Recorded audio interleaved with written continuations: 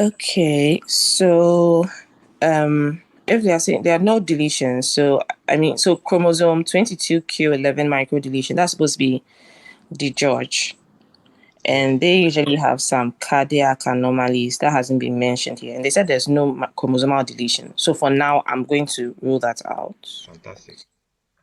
De novo mutation of the MECP2 on the X chromosome. I think this is Angelman. Is this Angelman? No. Right. Rett. Yeah. So that's Rett. Oh, this Rett. Okay.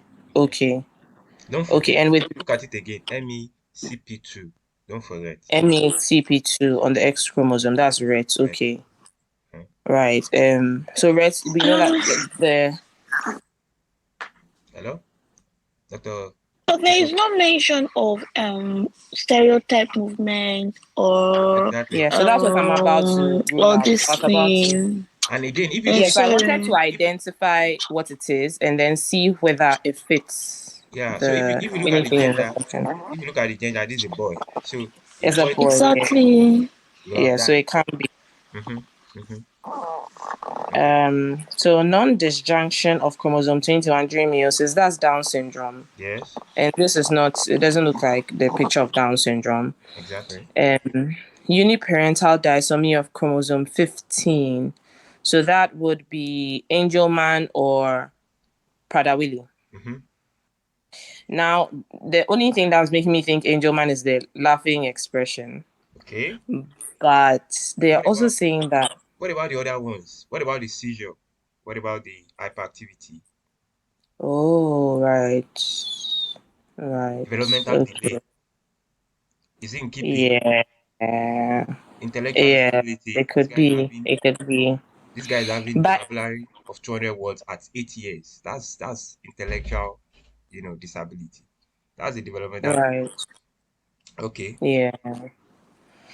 Okay. So, but with Angelman, they said without chromosomal deletions. So an Angelman, you don't necessarily have to have a chromosomal deletion. So this is the catch, Dr. Francois. Angelman and Prader-Willi, they have genomic imprinting. That is, the corresponding stuff, the gene in the father or the mother, depending on what we are looking at, is already gone. So it means that it is the remaining in the the father. Okay, let me say that let's look at Angelman. Angelman is when you have mutation in the maternal chromosome. The paternal one is already genomically imprinted. The paternal chromosome, the paternal chromosome that contains the Angelman gene, which is the UB3A gene, is already genomically imprinted. That is already deleted. What is keeping that person alive, or what is keeping the person free from symptoms, is because the person inherits the gene from the mother, because that of the mother is active. So when you now have a mutation or a deletion of that mother's chromosome or gene, that's when the person now presents with that Angelman features. Now, what are the ways by which you can have alteration of that gene? It can get deleted or it can get mutated. So one of the ways it can be mutated is when you have uniparental disomy. So that means that if you have uniparental disomy of the paternal chromosome in someone with Angelman, that means that the only chromosome you have is that of the father, not the mother. When you have uniparental disomy of a particular chromosome, it means it is only that chromosome that is present. The other one, the mother, is not there. And we know that for someone to have Angelman syndrome, there have to be problem with the maternal chromosome, because there's already genomic imprinting of the paternal chromosome. That one is even out of the picture. It has been genetically So if anything now happens to the maternal chromosome that is remaining, that's when the problem starts. How can this happen? It can get deleted, or the concept of uniparental disomy can happen, in which it is the only paternal chromosome that is present, not do you get it? So if you have uniparental disomy of parental chromosome, the person develops Angelman syndrome. Okay. even without Okay. deletion. Exactly. So that's the way it is. So Thank you. you're welcome. You're welcome. So the only thing that was, that is a little bit tricky here is FMR hygiene. That's like um fragile eggs, right? Yeah, that should be fragile eggs. So, and the only thing that is in keeping with fragile eggs, maybe the protrusion of the mandible. So someone might see that and think, this is likely to be fragile egg, but it's not fragile eggs because you have more features of Angelman here than fragile. It's only Ambos has set controversial questions like this. Yeah.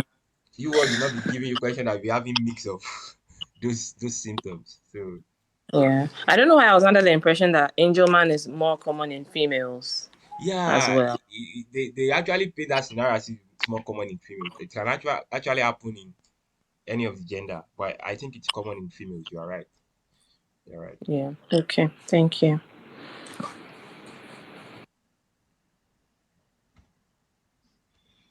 Okay, so um,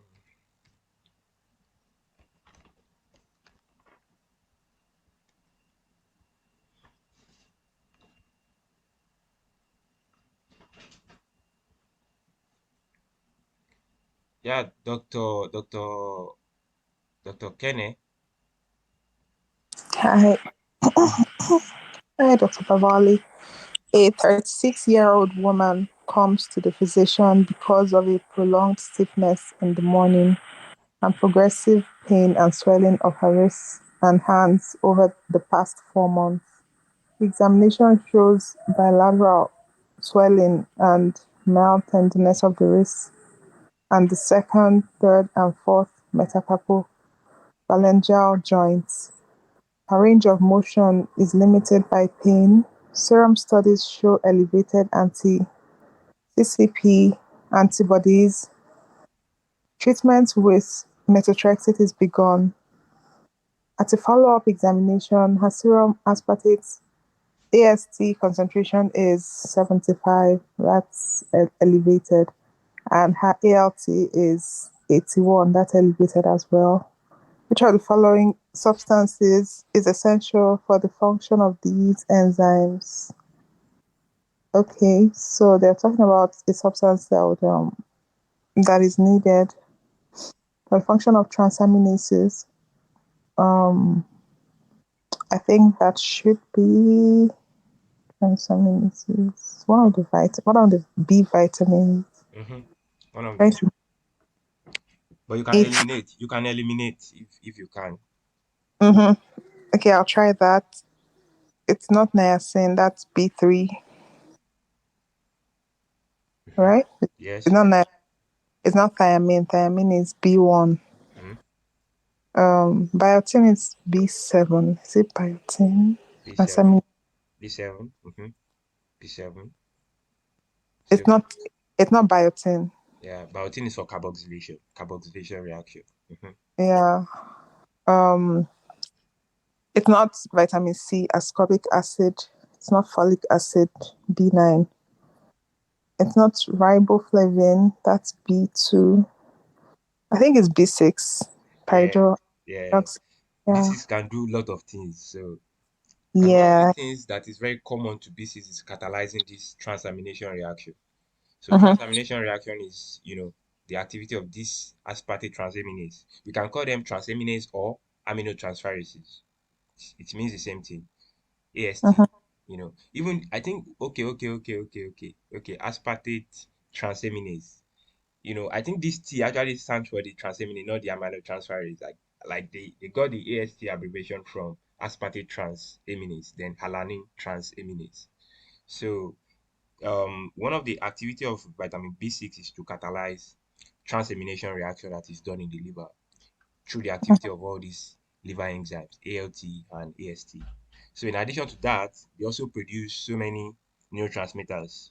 So you look at all the neurotransmitters along the catecholamine pathway.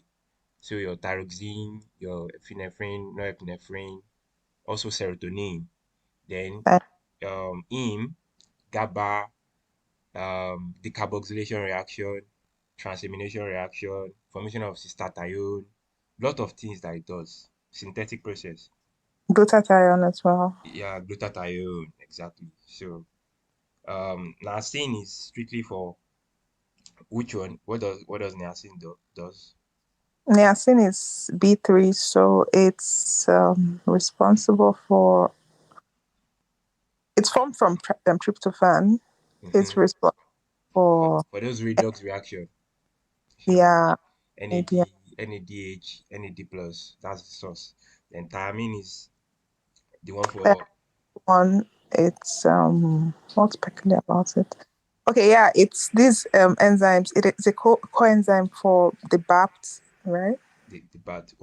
Okay, the acronym. Yes, I think you are correct. BAT. Branching. BAPT, branch chain keto acid dehydrogenase, Exactly. alpha ketoglutarate dehydrogenase, Mm-hmm. uh, pyruvate dehydrogenase, and transketolase. Transcatolase. Then biotin, we have said that carboxylation. Mhm. Carboxylation reaction. So if you want to carboxylate pyruvate to oxaloacetate, use biotin. It So adds just one carbon atom, right? yes, just one carbon. Yes, yes. So you can convert propionine CoA to methylmalonyl CoA with your biotin. Okay, Yeah. then ascorbic acid, vitamin C, just three things essentially. So it's a cofactor for dopamine beta hydroxylase. Is a so that you can produce norepinephrine from your dopamine. It can help you with hydroxylation of proline and lysine for collagen synthesis. Then vitamin C is an antioxidant, so it can reduce iron. It can reduce iron from Fe3 plus to Fe2 plus. That Fe2 plus is the form of iron that you can absorb. So that's one of the reasons why someone that is taking a lot of vitamin C, can actually have a lot of iron being absorbed, from there. So if the person is taking, if the person has maybe an hemolytic condition, maybe sickle cell anemia, you are going to have a lot of ions being absorbed because of this vitamin C activity if they are taking vitamin C concurrently. So it promotes absorption of iron, vitamin C. Folic acid, we know folic acid is strictly for DNA and RNA synthesis. So that's what your folic acid is for. It serves as a precursor for producing your tetrahydrofolate, your N5, N10 methyl tetrahydrofolate, which serve as a source for your methyl group or your carbon, so you can produce the purine and the pyrimidine ring. So you guys remember when we were talking about pyrimidine synthesis, so we're talking about one carbon. One of the carbon is actually from your tetrahydrofolate, and you can produce tetrahydrofolate with folic acid as well as vitamin B12. So you need vitamin B12 and folic acid to synthesize your tetrahydrofolate that can introduce a carbon, to your purine rings within your DNA and your RNA. So riboflavin, that's B2. B2 is strictly only one reaction, succinate dehydrogenase in the TCA cycle. That's the only thing it does.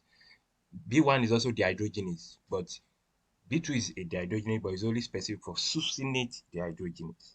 So we've talked about pyrimidine, a lot of pyridoxine rather, vitamin B6, a lot of reaction that it does, heme synthesis, because of this heme synthesis, that's why deficiency of vitamin B6 can cause what form of anemia? Vitamin B6 deficiency. Sideroblastic anemia. Exactly, sideroblastic anemia, because you cannot synthesize your heme. You need to incorporate iron into protoporphyrin to synthesize heme. So vitamins B6 is required to catalyze the first step to form your protoporphyrin. What is the first step? Combination of succinyl CoA with glycine. That is the first step. Combine succinyl CoA with glycine. Mm. So we'll still learn that maybe during the course of doing hematology. But that pathway is essential for forming protoporphyrin. So you now join protoporphyrin with iron to form heme. So if someone there has vitamin B6 deficiency, that person cannot catalyze formation of protoporphyrin from combination of succinyl CoA with glycine. So that means that the free iron will just be wandering in blood. It will not be able to combine with protoporphyrin to form heme. So that's the concept of sideroblastic anemia. You're having iron, but you cannot combine that iron with protoporphyrin because you are not forming the protoporphyrin due to vitamin B6 deficiency. So that is that. Okay. Um, Dr. Moravia? Yeah. A 58-year-old woman with type 2 diabetes mellitus comes to the physician because of generalized pain and muscle weakness. She suffered a non-displaced left ulnar fracture 3 months ago after lifting a heavy crate of books. She has had progressively worsening renal function over the past 2 years, but has not yet started hemodialysis. An X-ray of the left wrist shows a healing fracture in the ulna with thinned cortices. There are multiple transverse radiolucent bands adjacent to the fracture, surrounded by a thin sclerotic margin. These patient's findings are most likely due to the impaired production of which of the following substances?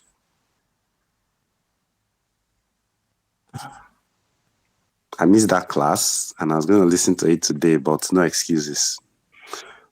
You can still try. Fracture. There's a fracture. Yeah. So,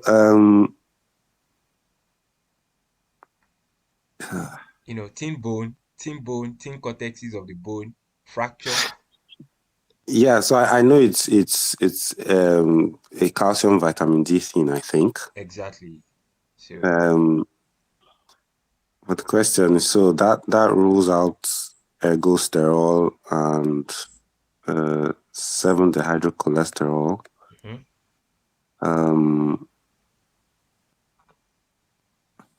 So is it the activated one or the like it's the impaired production of? So it should be I'll go with B. B, exactly. So B is vitamin D. That's the active for 1,2,5 dihydroxycholecalciferol. So that's the vitamin D that helps us absorb calcium from the intestine. So that is the answer. 25 hydroxycholecalciferol is the form that we store the calcium, the vitamin D, precursor in the liver. 25 hydroxycholecalciferol. So you need to hydroxylate that 25 hydroxyl, at the first carbon position to get 125, which is the active form that can help us absorb, the calcium and the phosphorus. So that is that. So this guy is having a CKD, from diabetes. So there's progressive loss of the renal function due to the diabetes. So because of that, it was not even started on hemodialysis. So suddenly they noticed that person started having fracture with thin cortex. So that means there's defective mineralization of the cortex of the bone. So that's like osteomalacia from the vitamin D deficiency. So we need the kidneys to help us hydroxylate this 25 hydroxyl. So the kidney have this 1-alpha hydroxylase activity that help us hydroxylate our 25 hydroxycholecalciferol to 125 dihydrocalciferol, which is vitamin D that helps us absorb. So anybody with CKD will have vitamin D deficiency. So there's a high tendency of them having, low calcium because of that. So is this renal osteodystrophy? That's tertiary hyperparathyroidism.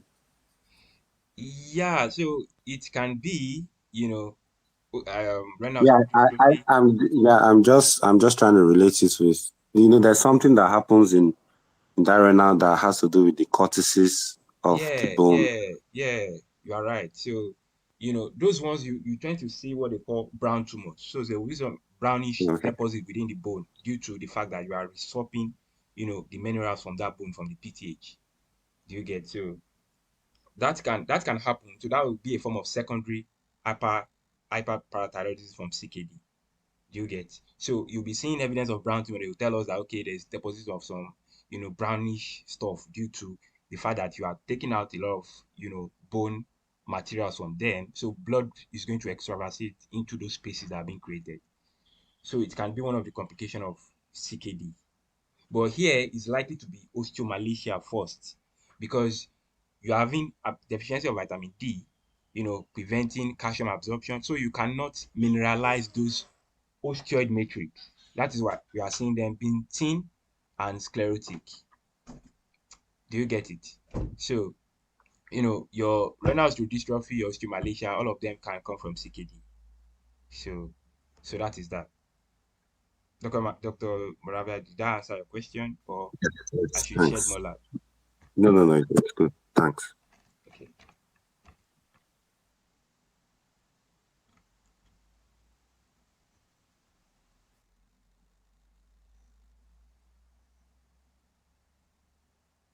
Okay, so Dr. Luatobi. A 2.7 mil newborn is delivered at 38 weeks to a 26-year-old woman. There are two prior to the pregnancy, labor, and delivery uncomplicated. Breastfeeding is initiated. Which of the following supplement is most important to prevent a potentially life-threatening condition in this newborn? Vitamin K. Vitamin K. So what are the other ones that are deficient in a newborn, in a baby? And exclusively breastfed baby, vitamin D, and iron. Okay. Vitamin D and iron. Yeah, Yeah, so vitamin D will not cause a life-threatening problem. Vitamin D exactly. definitely will cause rickets.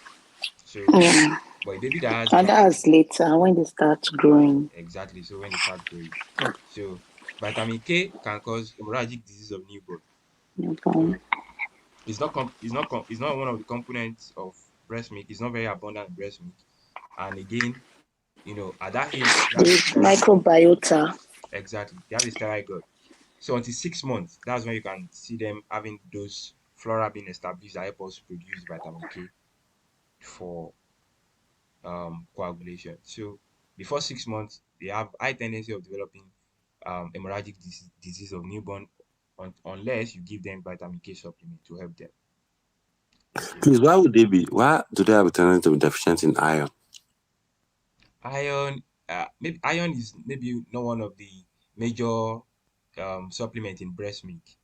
So I think iron is Iron has a low distance in breast milk. It's low in breast milk. breast milk. Yeah. It's deficient in breast milk. Yeah. So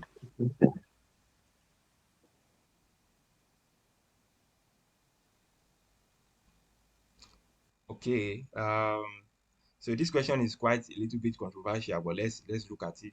Dr. David, should I give sorry, Dr. David, you came to my head first. I'm very sorry. There's no bias. Dr. David, are you there? Yes, I'm here. A 5-year-old boy is brought to the physician by his mother for a well child examination. At the visit, the mother says that she is worried about the child's vision because of an eye condition that runs in the family. She says that the child is doing well in all activities at his preschool, except one in which he is required to sort different colored balls into baskets of a corresponding color. The pedigree chart of the family with the patient identified by a red arrow is shown. The most likely cause of these changes in patient vision involve which of the following mode of inheritance? Okay. So the pedigree. I can't see it. This small one. It's kind of wide here. Oh. I, is it the It's not same way? opening at all. It's not opening. Oh, are you guys serious? Maybe let me try and share my screen again.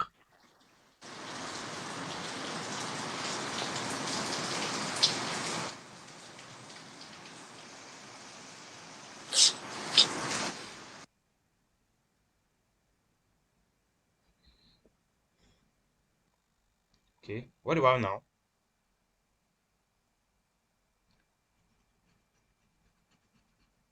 Okay, it's showing now. Okay.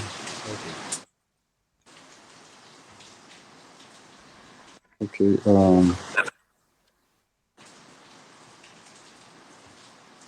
this is a recessive disease, right? Um,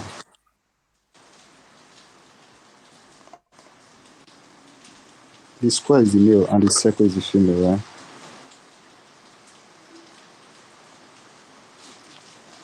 And I think it's occurring only in males. It's in the males because in the first generation, both parents not affected, but the male child is affected in this other one. So it's an S-link. Let me see the option again. Okay.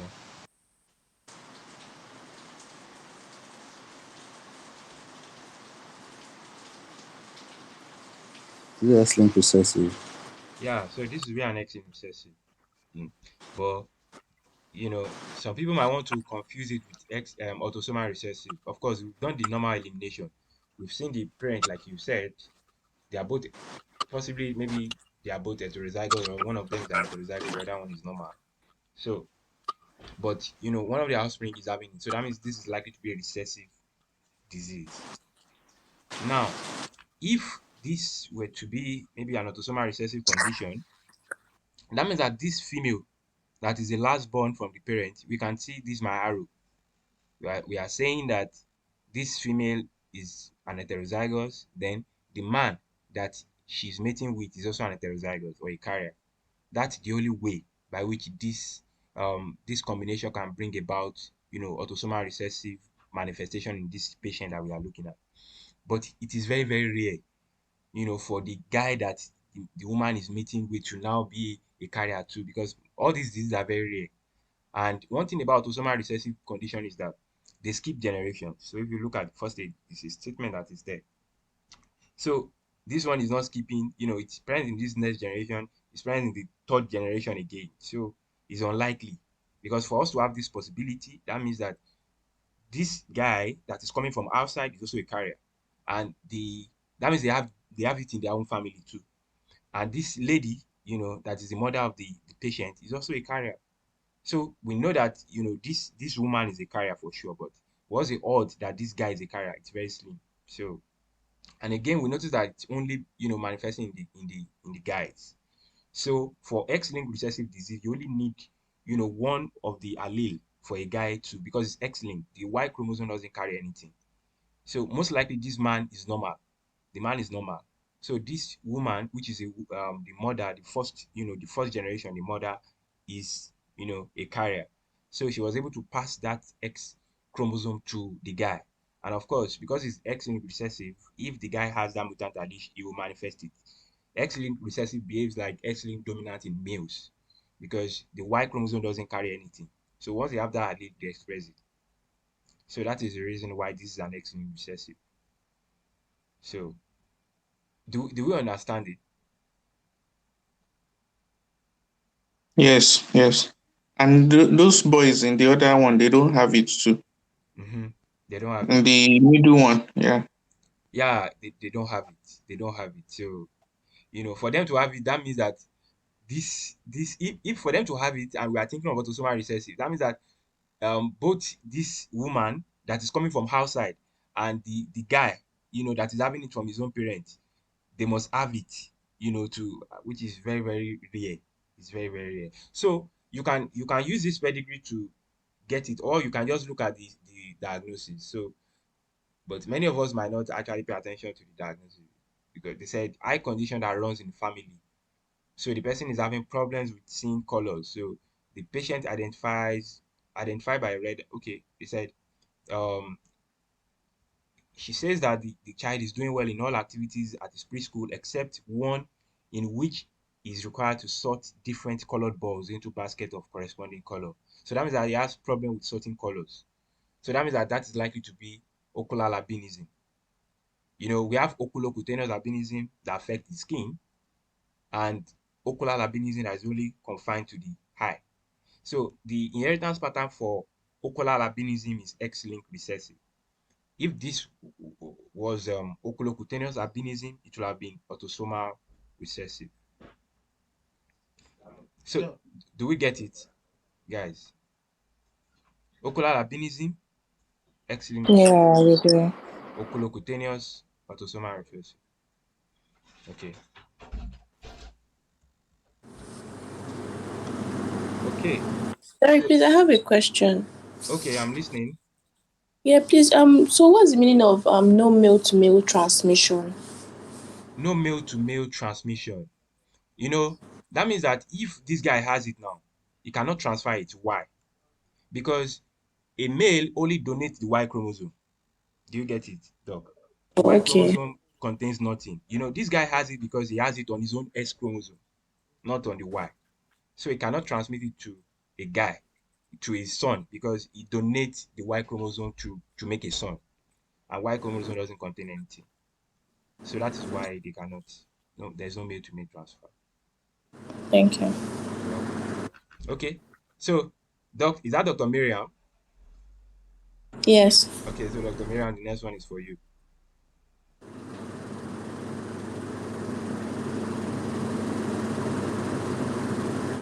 Okay. The most likely cause of recurrent infections in this patient is a dysfunction of which of the following cell types? A 10-year-old boy is brought to the physician by his mother because of a 2-day history of fever and productive cough. He has had a similar episode sporadically in the past with frequent episodes of thick, discolored nasal discharge. Physical examination shows diffuse crackles and bronchi. An X-ray of the chest is shown. The most likely cause of recurrent infection in this patient is a dysfunction of which of the following cell types? Okay, so let me show you the X-ray. Okay.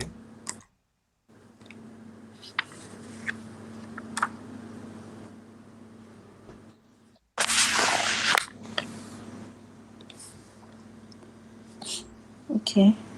So you can see the right side. You can see the arrow right. So what do you think? What do you think is happening here? So this is Cartagena syndrome Exactly. So why are you saying Cartagena? because of the X-ray is showing situs inversus, and there's also history of the what are they calling it? The bronchi, that's chronic bronchitis, and Okay. But the other. we can have those in cystic fibrosis. We can have chronic bronchitis in cystic fibrosis. But the situs inversus that you mentioned is a clincher. So what is the evidence of the situs inversus here? The change of position of the heart from the left to the right side. Exactly. So you can see that this should be the apex. The apex should be the pointing end. That's the left ventricle apex. So the left ventricle is pointing to the right side. You can see this labeling on the X-ray, right. So left ventricle is pointing to the right. So that's the dextrocardia. So you are rotating the heart to the right. So the the left ventricle should be pointing towards the left side, ideally. So it's pointing to the right. So this is dextrocardia. And you can only have dextrocardia until someone has a catagenal problem. So what cell is not affected in Cartagena? Ciliated epithelial cells. Exactly. Yeah. So Yeah. that's option B. B. Ciliated columnar cells. Yeah. So problem with the cilia. So it has been noticed that cilia is responsible for establishing cell polarity and orientation. So people that have problems with the cilia, maybe due to the problem with dynein is actually sorry, the problem with Cartagena can even start from dynein. Dynein is one of the components that makes up our cilia. So there's problem with the dynein arm that makes up the cilia. The cilia is not able to help with the establishing the cell orientation and polarity. So you tend to have situs inversus, structure that should be on the left to be turned to the right, all those, and predominantly we have dextrocardia. Then other ciliary activity is also impaired, like helping with the mucoescalator activity in the airway to help us move mucus out of the airway, maybe into the esophagus to swallow it. You cannot have that again. So mucus accumulates and it brings about the phenomenon of chronic bronchitis. So they have recurrent chest infection from there. And also, cilia is also important in the motility of the sperm. So they have this sperm motility problem, so they can be infertile from that. Don't forget that Cartagena syndrome is also known as primary ciliary dyskinesia. So they have problem with the cilia. So anywhere you find cilia in the body is likely to be, defective. Just like in the females, you have cilia lining the fallopian tubes. The fallopian tube. So the fallopian tube epithelium is ciliated. So because of that, they cannot move the eggs, to the fallopian tubes, following ovulation. So there's high chance of them having ectopic pregnancy. Because even if you have fertilization of the eggs within the fallopian tube, you need the cilia to be able to move it down to the uterus below. So if the cilia movement is impaired, there's high chance of the pregnancy implanting within the fallopian tube, causing ectopic pregnancy. So you are watching out for ectopic pregnancy in females, infertility in males due to ciliary dysfunction. So they cannot move. They cannot move. So impaired motility of the sperm. Different from cystic fibrosis, in which the cause of the infertility is due to absence of the vas deferens, not ciliary motility. So then we also remember the recurrent infection that they have and the situs inversus, evidenced by death. Sorry, you made a statement. You said Cartagena syndrome is also called primary ciliary dyskinesia. I thought Cartagena syndrome was a type of primary ciliary dyskinesia. So anyone, you get me. You remember that? Okay, sorry. I'm trying to make a joke. I'm so sorry. Yeah, so you are correct. So it could be a type. Okay, You thank you. get me. You get me. Yes, Yeah. I do.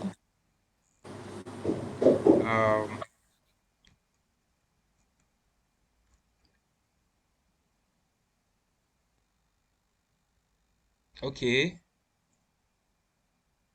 Yeah. So is Dr. Abisola here? Hello, good morning. Dr. Abisola, good morning. Dr. Abisola Good. MBME. Can you hear me? MBME. Yes, we can hear you. I can hear you. All right.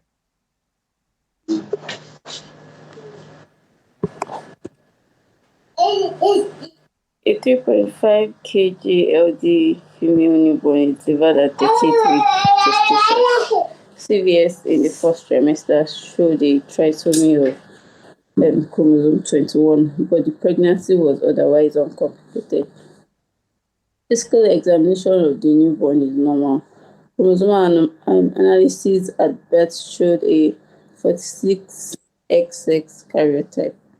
Which of the following is the most likely explanation for the prenatal chromosomal abnormality?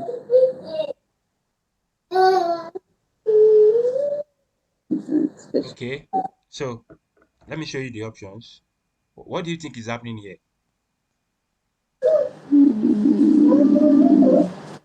Okay, let me rule out. Okay. So you did CVS chorionic villus sampling and you found evidence of trisomy 21, and later after delivery you did chromosomal analysis and you saw 46XX karyotype. So let us rule out. So Okay. I think the answer is variable expressivity. No, you know, this, they are not even showing us any symptoms. They are not telling us that this guy has maybe motor valve collapse, intellectual disability. That is not present another person. That's when you can say variable expressivity. All right, I'm looking for something that will show that the baby is normal. It's not locus heterogeneity. It's not maternal disomy. So we see that in the imprinting disorders. Condition. Okay. Then phenotypic pleiotropy. That's when they have different presentation. Okay, due to one mutation, one gene problem causing different problems. Okay. Incomplete penetrance. I don't know where we'll find that one. Maternal heteroplasmy, that's for mitochondrial disease. So placenta mosaicism is in what's the name of that condition that they have this scheme. There are so many things that mosaicism can cause. It can cause Down syndrome. Mosaicism can cause Down syndrome. 1% of Down syndrome is due to mosaicism. So what is it incomplete penetrance? So Dr. Abisola, incomplete penetrance is you have the genotype, you have that mutation, but you are not expressing the phenotype. So penetrance is talking about the percentage of people within the population that have the mutation, that is the genotype, but express the phenotype. So that means that if 100 people have BRCA mutation, that means 100 people have that genotype of BRCA. Do they all come down with breast cancer? If they all come down with breast cancer, that means they come down with the phenotype of breast cancer. So that means that you can say the penetrance is 100%. But if 100 people have the mutation, that's the genotype, and 90 came down with breast cancer, so the penetrance is 90%, is incomplete in that kind of individual. Do you I understand? get it. Yes. That's it. Dr. Babade, so example of 100% penetrance. They have. Yeah, incomplete penetrance. Wait. Is it Complete. Yeah, I'm trying to remember. I think Achondroplasia. yeah, Okay, completion. achondroplasia. I think majority of all those autosomal dominant. I think majority of the autosomal dominant show complete penetrance and Okay, autosomal dominance. Okay. yeah. So, Dr. Abisola, what do you think now? Placenta mosaicism. Yes. See, guys, this is a clincher for mosaicism. They will just paint that scenario in which you'll be having some cells with the normal karyotype and you'll be having some cells with the abnormal karyotype. That is it. You can see here we did CVS, we are seeing abnormal karyotype 46XXY. I said XXY, sorry, 46. Having 3, because we said trisomy. That means that if you do this analysis, you are going to see 3 chromosome 21. And you did, chromosome analysis, and you saw 46, not 47, because this guy will actually have 47, chromosome. This person with this trisomy, you are going to be seeing 47 chromosome, and the last one, which is additional one, will be an extra chromosome 21. But here, after delivery, we are only seeing 46 in a particular cell. So that means that mosaicism is actually happening within this villus sampling. This villus sample that we took. Villus sample is a placenta sample. So it means that the cells within the placenta, when they are undergoing mitotic division, they do not divide completely. So in mitosis, you are supposed to have a diploid cell, which is a 46 cell, dividing into 2 46 cells. That is how they can proliferate. So I am going to divide, if I'm 46, I divide into 2 of myself, carrying 46 each. But if there's a mosaicism, and I'm trying to undergo mitosis, and I'm dividing into 46, into 146 and 145, or no, that won't be correct, 147 and 145, 147 and 145. That is mosaicism. Instead of me dividing into 46, 46, I'm now dividing into 47, 45. And the other cells are dividing normally. Maybe the cells of the skin are dividing normally, 46, 46, but the cells of the cardiac muscle, they are undergoing mosaicism. So they are not dividing to 46, but they are going to 45, 47. So if I take one of the, sample of my cardiac muscle, I will definitely see some cells with 47 or 45. But if I check my skin, I will see it normal, 46. So that is mosaicism. It's a post-zygotic problem. That is a mitotic problem. That is when you have your mosaicism. Dr. Bisola, do you understand it? Yes, thank you. So whenever you guys see one single individual having 2 different karyotypes, please, it is mosaicism. Don't even think about it too much. It is mosaicism that they are trying to portray to us. So that means the placenta is doing its own. Yeah, placenta cells will proliferate. You get. They proliferate independent of other cells. All the cells are undergoing proliferation on their own pace. So if there's problem with the placenta cells, you have the mosaicism there. And that does not necessarily translate to what the baby will have at the end of the day. Yeah, it might affect the baby, because, okay, let's say we are not looking at placenta. Let's say we are looking at cells of the uterus. It can affect that uterus and maybe all the ovaries now. So, for example, someone that has someone that has Turner syndrome, and the cause of the Turner syndrome is mosaicism. So let's say that the cells within the ovary are the ones that are showing this abnormal karyotype. They will not develop well. So that is why the person can have that gonadal streak. Do you get it, Dr. Toby? So that cell... Yeah, so that would be like a somatic mosaicism, right? Yes, that is it. Okay. That's a somatic mosaicism. So mosaicism effect is not really it's not as severe as if you are having meiotic non-disjunction, because in meiotic, you are having the problem before you even form the zygote.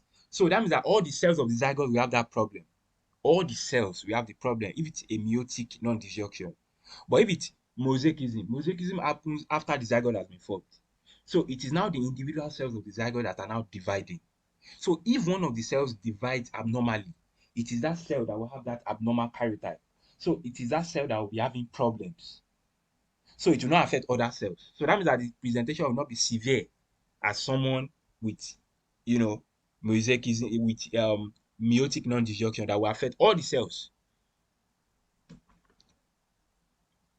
Do you guys get what I said? Yeah, so yes, I think I get that. There's something about germline. The germline one will not show at all, Abi. Yeah, germline will be happening in the germline, in the gamete of the parent. So it will not manifest in the parent because it is affecting their own germline. But if the child becomes unlucky that the sperm that contains 45 or 23, or sorry, that contains 22 chromosome is what is involved in the fertilization, that means that the child will have problem. You know that, let's say that, as I am now, someone's gamete, like someone's sperm cells are undergoing, development. So if the germ cells suffer that this mosaicism, and you have sperm cell forming 23 chromosome normally, if they are not getting to 23, they are now forming 24 or 22. Now let's say that 22 is now the one that is involved in fertilization. It now comes with 23 from the mother. The ovum from the mother contains 23. So if the 22 from the sperm get fertilized with 23 from the mother, so they are going to form a cell with 45. Or if the 24 from the sperm get, meet with 23 from the mother, that means they are going to form 47. So if you form a zygote with 47, that's likely to be a what? Trisomy that you have caused in that child. But the father will not have that trisomy because it's affecting his own germ cells. But he was able to transmit it to the offspring through the germ line. Do you understand? Guys, you guys are not responding. No. Is it that I need to show an image or something? Hello? Maybe it will help. Okay, let's just oh my god. See, guys, this Or is we it. can come back to it. This is it. When you say germline mosaicism, that means that you are saying the cells of the gamete, the gonads, that is the sperm or the ovum, that is the one that is not having the normal 23 chromosome that they should have when they are proliferating. So if they are proliferating and they are supposed to have 23, 23, everything should be 22, 23, 23. But you are not having one with 22, some with 24. If the one with 24 meets with the normal ovum with 23, they are going to form a cell with 47. So that's, and you know that the mutation is actually affecting the father. It's affecting the father, not the offspring. It is the father that's having the mutation, but was able to transmit it to the what's it called, the offspring, after meeting with the mother. So maybe I'll just try to look for an image online to help us buttress that stuff. But there's somatic and there's germline mutation. Somatic is when you have formed that zygote already. You have formed the zygote normally. So a 23 comes with a 23. 23 sperm meets with a 23 ovum. They form 46. That 46 is now supposed to undergo mitotic division. So in the course of undergoing mitotic division, it's now having abnormal karyotype. So some are not going to, because if you have a mitotic division, you are supposed to have a 46 going to 246. So it's now going to 147, 145. So that 47 can accumulate within that cell, and it will bring about the phenomenon of trisomy, although it is only confined to that particular cell, because a zygote will have so many cells. Some will go to the heart, some will form the brain, some will form the limbs. So let's say that the cells that are divided to form the limbs undergo that mosaicism. They are not dividing equally during mitosis. That's where the problem will come around. So the cells of the heart will still be normal. So that means the person will not have problem with the heart, but we have problem with the limbs that are dividing abnormally. I'll try to look at an image so it will help us. All right, so let's just go to the next one. Dr. Lushola.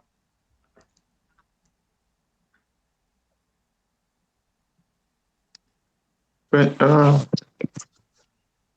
76-year-old man comes to the physician for a follow-up examination 1 week ago. He was prescribed azithromycin for acute bacterial sinusitis. He has a history of AFib, treated with warfarin and metoprolol.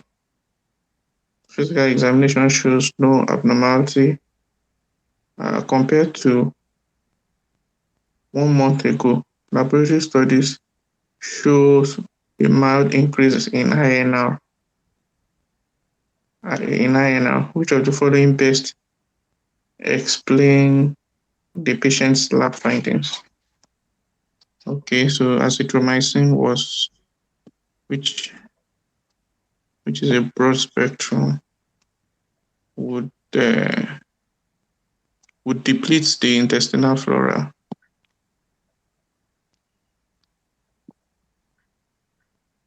So I think I go with A. So increase in the INR. Okay. Yeah. So hey, exactly. So you have INR is PT, Abi. Patient PT to control PT, over control PT. Yeah, exactly. So the INR is prolonged. Abi, the INR is increased. That means that what is happening to bleeding time, to like the time for the clot to happen, that means that it's taking a lot of time. Right? And warfarin is Yes. an anticoagulant. If you give warfarin helps you to increase that INR. That's what warfarin does, because warfarin is an anticoagulant. It will Increases PP. Exactly. So it will make clot not happen. And if clotting doesn't happen, the INR will be prolonged, because INR is actually a reflection of your prothrombin time. Prothrombin time is when you have that prothrombin formation to form clots. So that means that if someone is bleeding, has a bleeding tendency, that means that the person has a difficult time, securing coagulation, that is forming clots. And that is the mechanism of action of warfarin. Warfarin doesn't want clot to form. So that means that it will take high time for your prothrombin time to be achieved. So you have an increase in the INR with the use of warfarin. So you are not giving somebody warfarin, you now notice that the INR increases more, than usual. So it means that warfarin it's either that the warfarin is hyperactive, or the vitamin K that warfarin is supposed to inhibit is kind of depleted. So warfarin has little activity, to do. And you can have that when there's depletion of your intestinal flora with use of antibiotics, because if there's use of antibiotics, it kills us the intestinal flora. You cannot form vitamin K.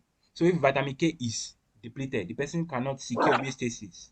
So that means that the person has high tendency to bleed. And the higher the tendency to bleed, the higher the prothrombin time, the higher the INR. I don't know if that makes sense to us. Yeah, it does. Yeah, we get it. Okay.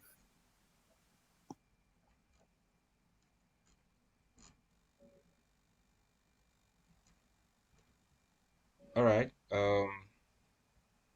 Dr. Juliet, are you there? Okay.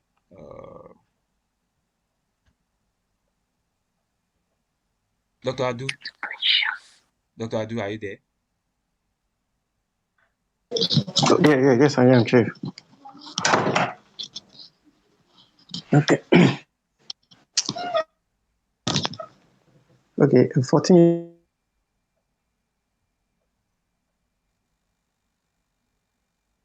height and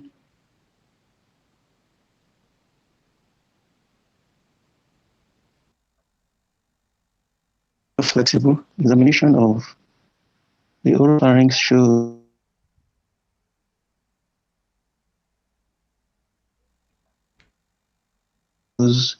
a high arched palate.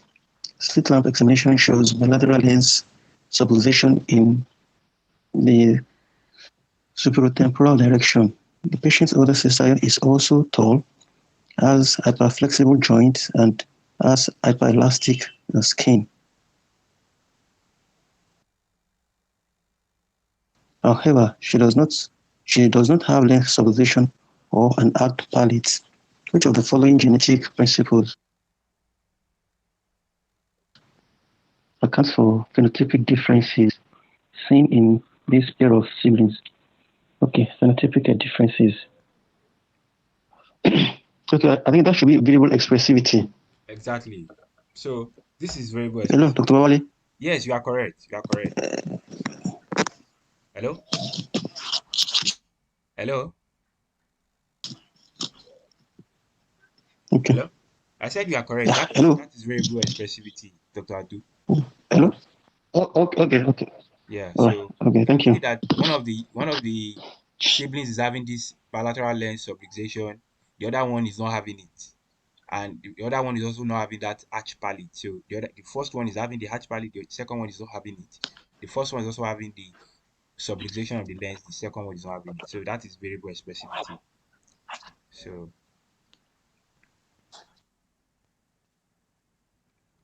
Well, what condition is that? so Dr. Lushola, you should be able to answer this question, Dr. Lushola. I know you would flip it. Ah, My fan. this is my fan. This is my fan. So how do you differentiate it with the differentiating clincher to homocysteine? Yeah. So Dr. Oluwatobi, do you want to help us with that quickly? 16 in 16 is in, Marfan fans out and up for Marfans for the lens subluxation. Then homocysteine is in and down for homocystinuria for the lens. Okay. I think there's something about okay, for homocysteine there's a tendency to then hypercoagulability also in homocysteine. Okay. Okay. Yeah, they have hypercoagulability. So thrombosis with homocystinuria. Okay. So what about Marfan? What do they have in Marfan? Cardiac aortic aneurysm. Aortic dissection. Yeah, so they can have aortic aneurysm, aortic dissection. Yeah. Aortic cardiac sudden death. Yeah. Okay. Yeah. Sorry, that's how I'm like learning it. It's not like treated. Yeah. So what about the intellectual problem? Yes. So homocysteine, they have more of intellectual disability in homocysteine. Okay. So homocysteine has intellectual impairment. Marfan is okay. Then the inheritance pattern for Marfan is autosomal.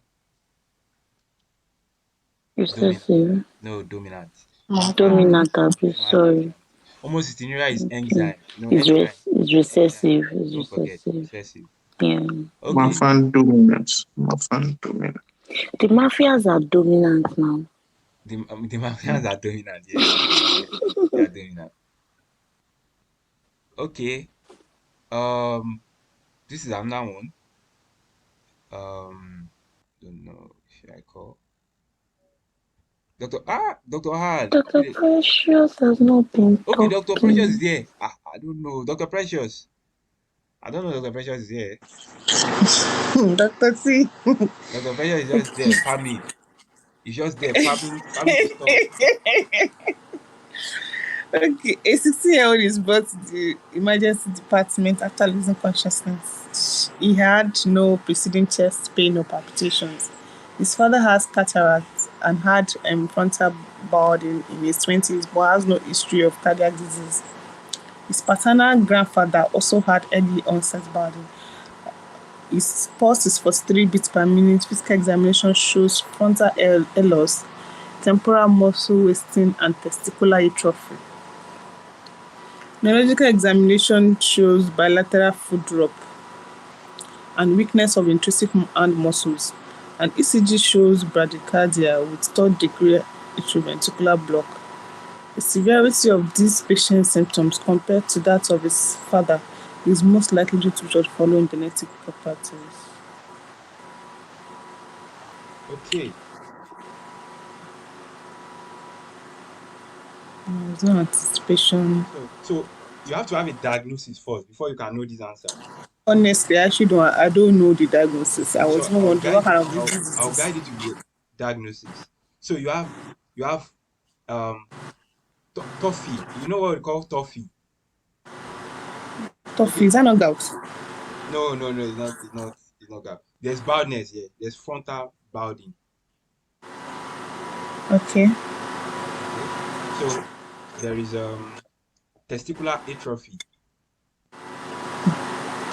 There is a neuromuscular problem, foot drop, and there is problem with the heart. So there's only one condition that we've talked about that can cause cataract, frontal balding. Now, the clincher should have been, okay, they will tell you that this person shakes somebody and the person subsequently has problem releasing,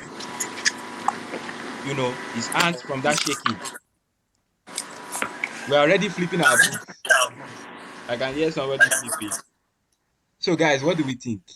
You shake somebody, you have problem releasing it. Myotonic dystrophy, okay. That's myotonic dystrophy. But they don't want to give us that clincher. That's why they didn't mention it. That would have, but if you are seeing this frontal balding of a thing, Okay. cataract and testicular atrophy, that's your myotonic dystrophy. So let us try and check. So I want to open my first stage too, so that we can look at the other symptoms that we have not mentioned. Cataract is there. They suffer cardiac problems, and this guy is already having an AV block. They suffer this balding. There's testicular atrophy. There is dystonia. So sometimes they just do something, they suffer increased muscle tone suddenly. So that's what you have in myotonic dystrophy. So Dr. Precious, if you know that this is myotonic dystrophy, what answer are you now going to pick?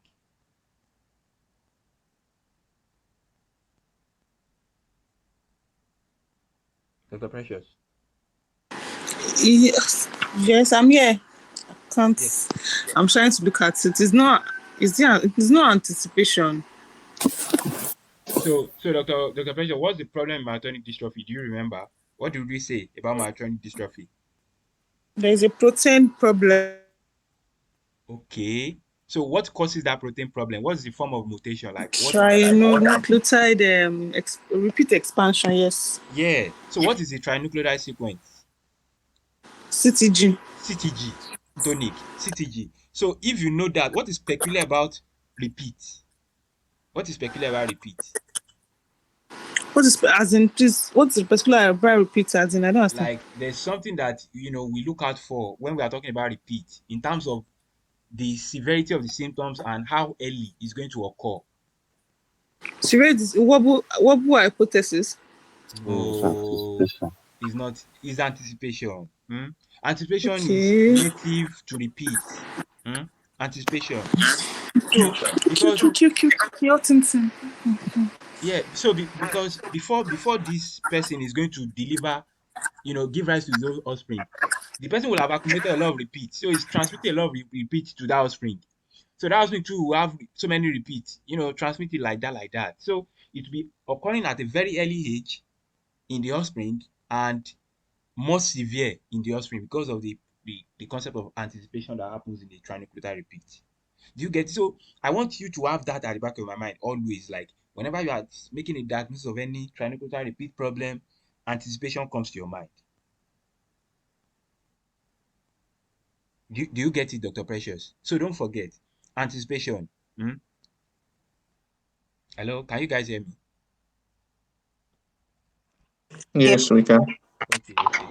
So Dr. Precious, do you get it now? I lost you. I think my network logged me out. I didn't even hear you at all. So I said that once you see any condition of repeat problem, anticipation comes to your mind. Anticipation. Do you get it?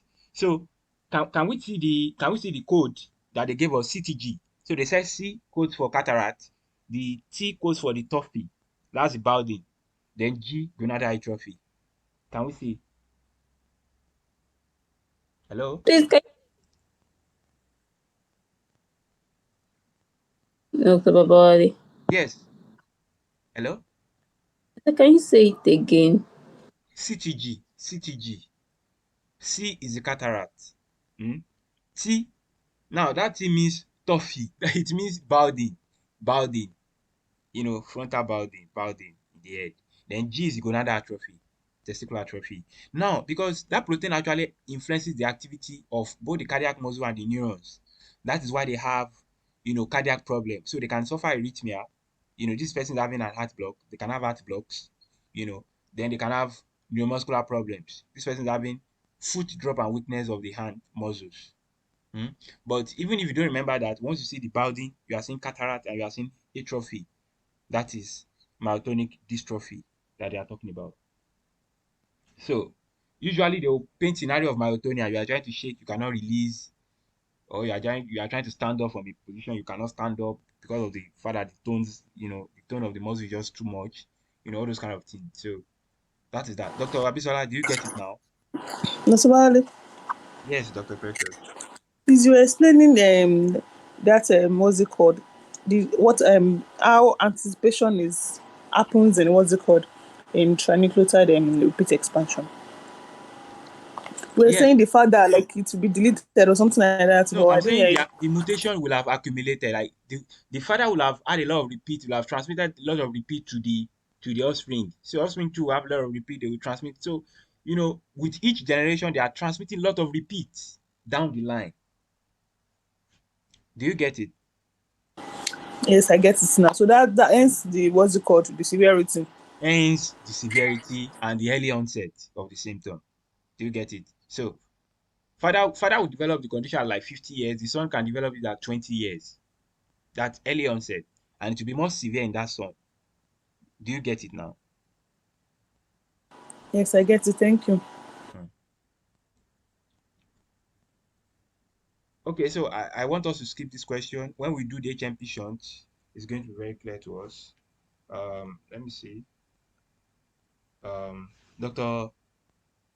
I don't know. Dr. Princess, do you think you can try this question? Dr. Princess. Yeah. Okay.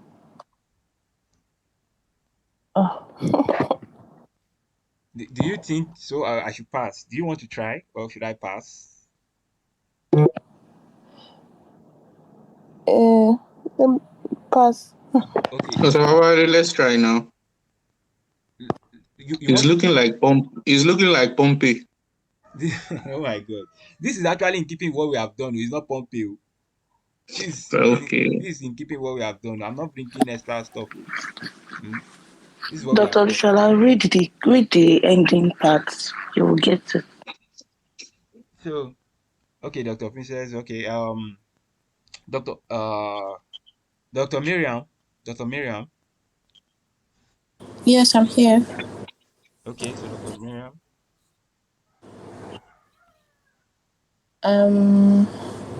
Which of the following additional enzymes is most likely to have impaired activity in this patient? A 2-month-old boy is brought to the emergency department due to irritability and vomiting. The patient is exclusively breastfed but has not been tolerating feed since yesterday. Urine output has decreased. The mother has a history of obesity and had gastric bypass surgery several years prior to pregnancy. Temperature is 37 degrees, pulse is 190 beats per minute, and respirations are 60 beats per minute. Patient is in moderate respiratory distress and has an enlarged liver. Physical examination is otherwise normal. Chest radiography reveals cardiomegaly. Further workup shows impaired carbohydrate metabolism with increased serum levels of lactate and decreased erythrocyte transketolase activity. Which of the following additional enzymes is most likely to have impaired activity in this patient?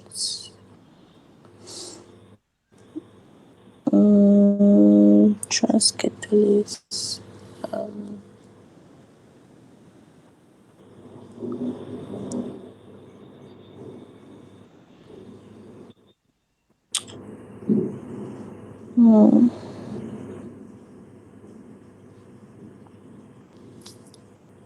Coming on.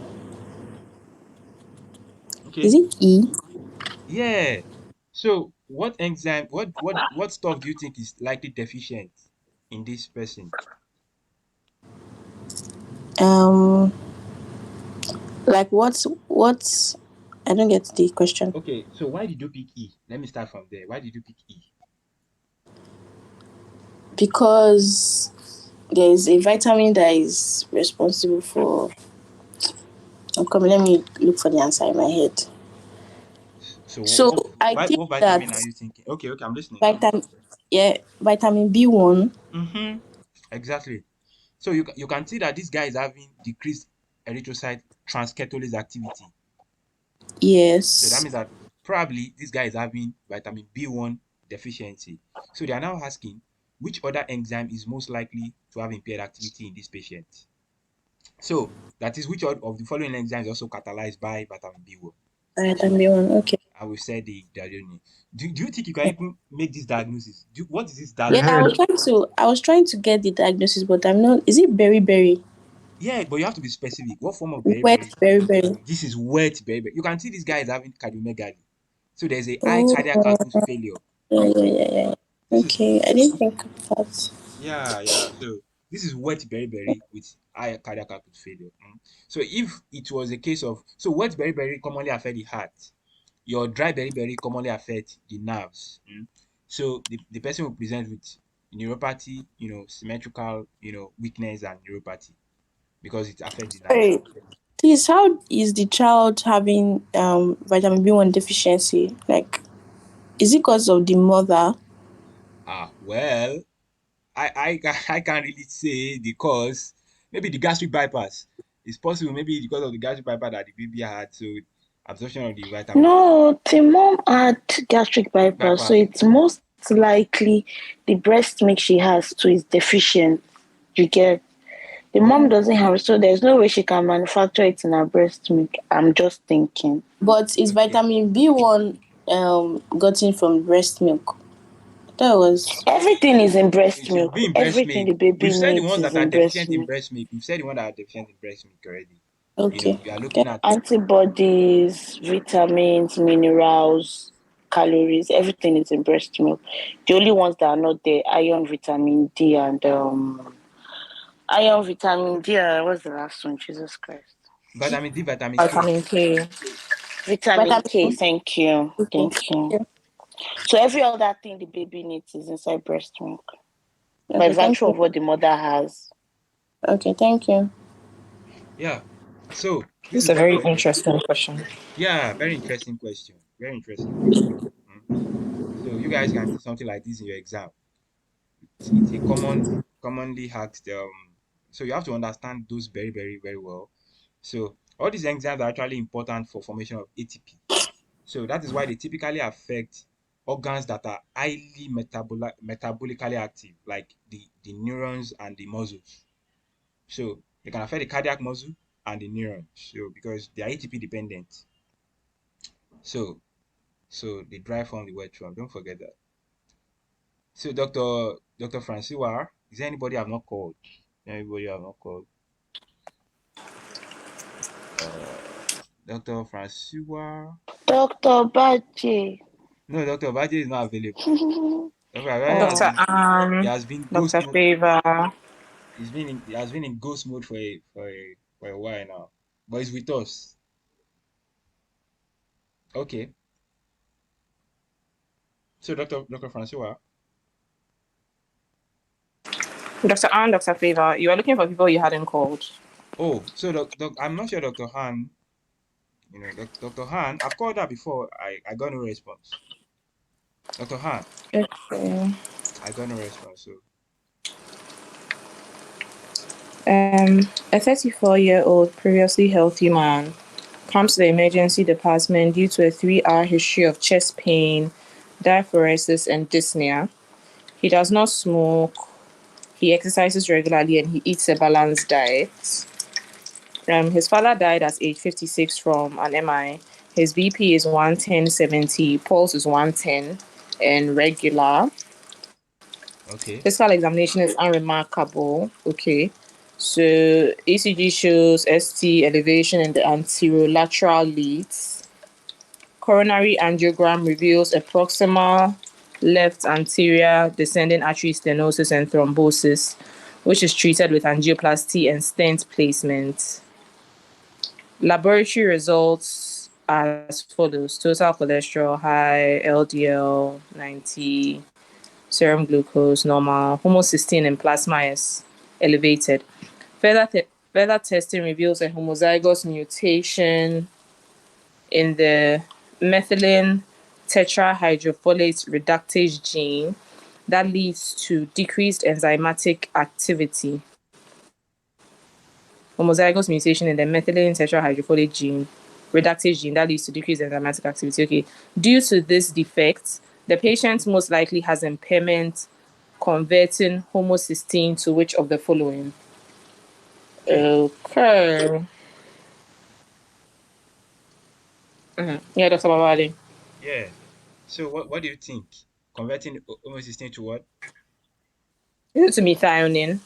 Yes, exactly. So you need your tetrahydrofolate to convert homocysteine to methionine.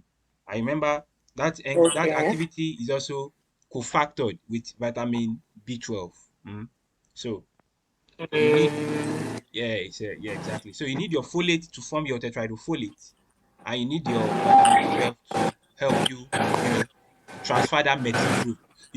What you're actually doing is that you are transferring methyl group from your methyl tetrahydrofolate to your homocysteine to form methionine. So if you methylate homocysteine, you are going to get what?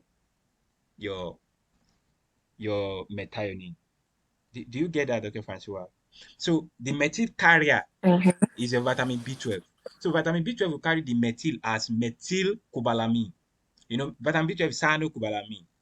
So your folate is already there, forming your methyl tetrahydrofolate. That is your N5N10 methyl tetrahydrofolate. That is what your folate will do. Now, you now have to remove this methyl group of tetrahydrofolate. You need to remove that methyl group. How will you remove it? You remove it and you add it to a carrier. What is the carrier? Vitamin B12. So, the vitamin B12 will receive that methyl group from your tetrahydrofolate and be converted to methylcobalamin. So, vitamin B12 will now add that methyl group to homocysteine, converting it to methionine so that you can form protein and other things. So vitamin B12 can also serve as a carbon carrier. So that is why they are important to form the carbon of purine and pyrimidine bases. So they help to contribute to the carbon ring of purine and pyrimidine bases. That is why they can be important in DNA and RNA synthesis. So someone that has folate deficiency or vitamin B12 deficiency, they cannot incorporate a carbon into the purine and the pyrimidine rings. So that's why they cannot form DNA in people that are deficient in those vitamins. Dr. Babali, sorry, please, can you just repeat it? Okay. So I didn't get it fully. Okay. So you get the idea that vitamin B12 is And what was the answer in this case? Sorry. This is methionine. Yeah. Okay. Because I was thinking something else. So I'm just trying to explain what happens. What this enzyme is catalyzing is the transmission of methyl group. Methyl is CH3. That's a carbon group. From tetrahydrofolate, which is methyl tetrahydrofolate, to homocysteine. So if you remember that page in first stage, maybe we should just open to that page so that we can see as we are saying it. It will be very difficult me saying it without that page. Can you guys open to like page 40? Is it 40 or 41? Should I send a screenshot and send it to the page so that we won't be stressed looking for it? Yes, better. Yes. I have. So we can see that enzyme, that pathway. So homocysteine is being converted to methionine. You can see that THF-CH3 is the one that is being added to homocysteine. So the CH3 component of that THF, that's the tetrahydrofolate, is being accepted by vitamin B12, forming methyl cobalamin. So the methylcobalamin is now going to transfer the methyl group to homocysteine, forming methionine. Then in the process, CH3 is being removed from THF, you now have THF alone. So you need to form that stuff again. You need to methylate, So that is it. Now, this process also occurs when they want to add carbon group to the purine ring. You guys remember that the purine ring and the pyrimidine ring contains carbon groups. So where did they get some of the carbon atoms? They get some of the carbon atoms with the activity of this methylated THF. Do you, Joseph Francois, are you getting what I'm saying? Yes, I am. So that methylated THF is also a source of carbon to the purine and the pyrimidine rings. So vitamin B12 is going to take this methyl group from THF and it will add that carbon of that methyl group to the purine rings and the pyrimidine rings so that they can form a complete ring. Now, that is why if you don't have vitamin B12, you cannot do that process. And you know that purine rings and pyrimidine rings makes up our DNA and RNA. You get. They form the nucleotides. You know. Hello? Yes. So if they cannot form the nucleotide, that means you cannot form DNA. So that person will have, megaloblastic anemia because the red blood cell will not be able to have, proper DNA that's matured. So that's why the nucleus cannot get matured because the DNA is not there. So they appear megaloblastic. And again, one of the features of vitamin B12 deficiency and folate deficiency is homocystinuria, homocystinemia, because homocysteine will be elevated because that homocysteine will not be able to get converted to methionine by methylation. Do you guys follow it now? That is the reason why we say homocysteine is elevated in vitamin B12 deficiency and folate deficiency because you cannot convert it to methionine again. Do you guys get it? Yes, we get it. Yeah, I don't know. I know you've been explaining for long. I didn't even send the picture. Did you send it to the WhatsApp? Yes, no, it's on the WhatsApp. Maybe my network. I can't. It's not there. It's not on my WhatsApp. I can't find it.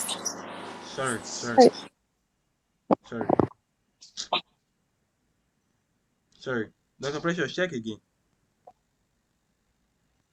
Have you seen it? Okay, I've seen it now. So that's the way it works. What about it? Can I see the top of the question again? The beginning part. I want to see. Sorry, guys. I'm trying to save time so that I must explain that mosaicism. We must get it. I won't be happy if we don't get it. So I'll try to draw that mosaicism so that we'll see it. Because we must. So is the diagnosis here homocystinuria? Okay. I'm just thinking. Exactly. You can see the homocysteine being elevated. Yeah. Homocystinuria can be causing the thrombosis. You can see the LAD. Yeah, exactly. So that is it. They're just trying to test the concept of homocystinuria here. That is it. But what is the molecule that homocysteine should get converted to ideally? It should be methionine. Hello? I said methionine. Yeah, we can hear you. Exactly. So this homozygous mutation in this methyl tetrahydrofolate reductase, that is the enzyme that is supposed to reduce, that is supposed to form this THF CH3. You are supposed to reduce, THF to this TH, because this THF will be converted to DHF too. This cycle is not complete, guys. See, this cycle is a little bit complicated. It goes from many things. It goes from DHF to THF. From that THF, it will now go to methyl THF. Do you guys get it? So folate will start from folate will go to be converted to dihydrofolate. The dihydrofolate will be converted to tetrahydrofolate. The tetrahydrofolate will be converted to methyl tetrahydrofolate. So how you can generate that methyl tetrahydrofolate reductase is molecule is by this methylene tetrahydrofolate reductase. That's what you need to form that CH3 THF. Do you guys get it? So if you have problem with formation of CH3 THF due to impairment of the methylene tetrahydrofolate reductase, you cannot form TH3 THF. That means there's no source of CH3 to add to homocysteine to convert it to methionine. So it can either be that this enzyme is mutated, or there's no vitamin B12, or there's no folate.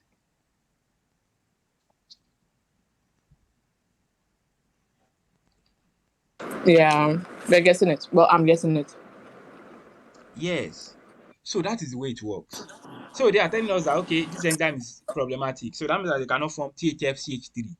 So they're now saying Due to this defect, this patient is most likely going to have impairment in converting homocysteine to what? And we know that THF-CH3 is important to convert homocysteine to methionine. So that means that we cannot methylate homocysteine from the CH3-THF to convert it to methionine. So homocysteine will accumulate. But you need vitamin B12 as a cofactor for that process. So that is why vitamin B12 deficiency can also cause homocysteine to accumulate. Because in vitamin B12 deficiency, you cannot move homocysteine to methionine too. Dr. Precious, is it making sense to you? Can you look at the diagram? Yes, I can see the diagram. But can you scroll and let me screenshot the question, then go back to it later so that you can move on? See, forget all this history. What you need is this lab value. Homocysteine Okay. that is elevated. You can see that is elevated, 21. That means that you cannot convert homocysteine to normal thing that you are supposed to convert it to, which is methionine. Yes. So what do you need to convert homocysteine to methionine? You can see the pathway. You need vitamin B12, number one. I need methionine synthesis. You need methionine synthesis, number two. You need THF, CH3. You need methylated form of THF. Do you get it? Yes. Because you need to methylate your homocysteine to get methionine. Do you get it? Yes. So if you have problem with any of these components, you have homocysteine accumulating. Yes. Now, the problem we have here is the problem with the methylene tetrahydrofolate reductase gene, which is the gene that you need to produce the enzyme to produce THF-CH3. Okay. So if you have mutation in that enzyme, you cannot produce THF-CH3. So that means there's no source of CH3 to add to homocysteine to form methionine. Yes. So homocysteine will what? It will accumulate. That is exactly what is happening here. That's all. That is it. So that's why homocysteine is accumulating here, and they're asking you, due to this defect, the patient most likely has impairment in converting homocysteine to what? Methionine. To methionine. You can see that it's very simple. It's very And simple. they look like Latin before. Are you kidding me? It's not Latin. They can twist this question anyhow. They can say that the mutation is not affecting this enzyme, it's affecting vitamin B12 presence. You still have the same thing. Because you need vitamin B12 to help you transfer that methyl group to homocysteine to form methionine. Is a pathway. So if you have methionine synthesis problem, you have the same thing. Do you get it? Do we get it now? Yes. All right. So Dr. Babawale, please, 1 minute. Can you quickly talk about methylmalonyl-CoA? Okay. Where would methylmalonyl-CoA be elevated? So fantastic. So now, the way it starts, let me just ignore the way it starts. Let me just go to methylmalonyl. So methylmalonyl normally should get converted to succinyl-CoA. So there's an enzyme we call methylmalonyl mutase, methylmalonyl-CoA mutase, that will cause mutation of that functional group within methylmalonyl, and you convert it to succinyl-CoA. Do you get it? You need methylmalonyl-CoA mutase in the presence of vitamin B12 to do that conversion to succinyl-CoA, so that succinyl-CoA can enter the T cell cycle. So someone that has a vitamin B12 deficiency, in addition to having accumulation of homocysteine, they will also have accumulation of methylmalonyl-CoA, which is not present in someone that has folate deficiency, because you don't need folate to move methylmalonyl-CoA to succinyl-CoA. So it is that methylmalonyl-CoA that accumulates in the brain that is making people with vitamin B12 deficiency have neurologic deficit. Example, our spinal, our the combined SCD. degeneration. Thank you. Okay, so B12 deficiency, accumulation of homocysteine, accumulation of methylmalonyl-CoA.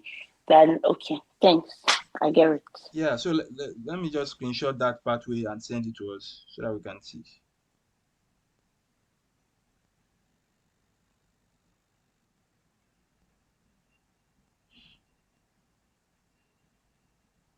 All this pathway, you have to pay attention to all these pathways. You can't know everything about the pathway You can't.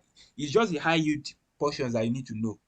You can't be cramming but these are the very relevant ones. So I've sent it. So can we appreciate it now on the page? Methylmalonyl-CoA going to succinyl-CoA catalyzed by the enzyme in the presence of vitamin B12. Can we see?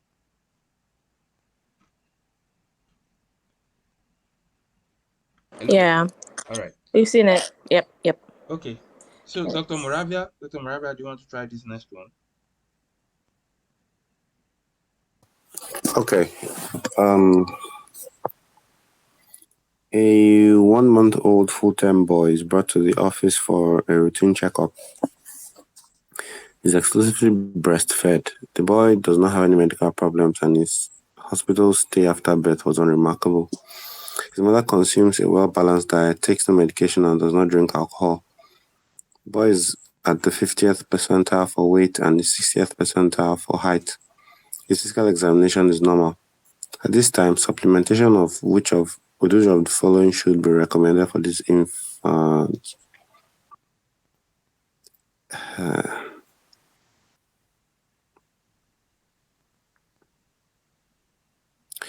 Vitamin D. Yeah. So vitamin D. So vitamin D. Exactly. So vitamin D. But why is it not iron? See, guys, let us discard that iron. It's more vitamin D and vitamin K. More vitamin D and vitamin K. Don't let us complicate the stuff. So vitamin D and vitamin K in breast milk, they are not very abundant. So yeah. I guess the iron is in the vegan diet or something. Yeah, iron is more of the vegan diet. So iron, calcium, zinc, vitamin B12, vitamin B2. So that's the way I learned it. Vitamin B12. So once you remember B12, there's 2 at the end of B12. So B2, vitamin B12, B2, and vitamin D. Vitamin B12, vitamin B2, and vitamin D. Vitamin D2 is not in vegan stuff. So in the absence of vitamin D in vegan, vitamin D is essential to reabsorb calcium. So that means that calcium too will be defective in them. So calcium, vitamin D, vitamin B12, and vitamin B2. Which one is deficient in someone that takes corn a lot?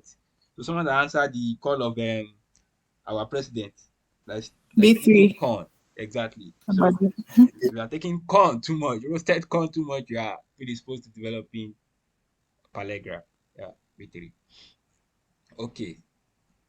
So this question now, we should be able to answer it based on what we have said. So Dr. Adu, are you still there, Dr. Adu? Yeah, yes, I am. So stay with your mom. Okay. A 32-year-old woman comes to the office due to bloating, intermittent diarrhea, and abdominal cramps. Symptoms have been ongoing for many years and are usually triggered by meals. Past medical history and family history are otherwise unremarkable. Vital signs are within normal limits. BMI is 27. The patient is well appearing and the abdomen is soft and non-tender. Laboratory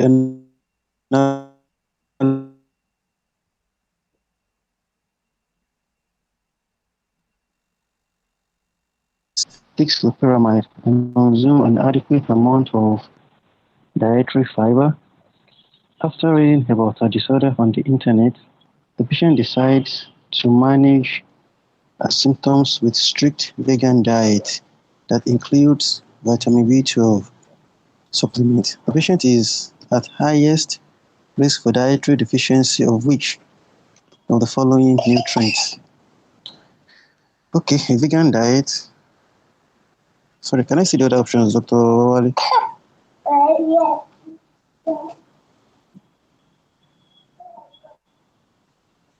Okay, vegan. Okay, calcium, like you said. Exactly. Okay, calcium. So B12, B2, vitamin D, Okay, vitamin D and the iron. Okay. Yeah, then iron. Thank you. Okay. Um, okay, yes. So this one is also in keeping what we have done. Um, Dr. Kenne. Yeah. Okay. A 47-year-old homeless man comes to the emergency department due to a pins and needles sensation in his legs.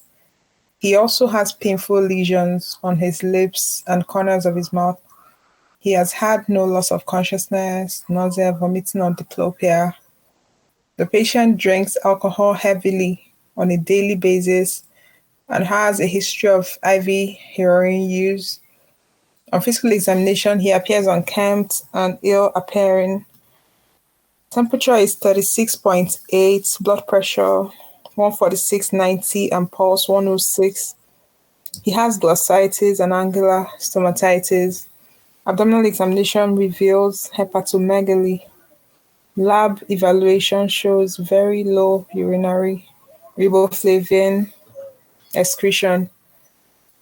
Activity of which of the following enzymes is most likely directly impaired in this patient? So if his lab evaluation shows low urinary riboflavin is B2. That Mm-hmm. means he likely has low blood levels of B2.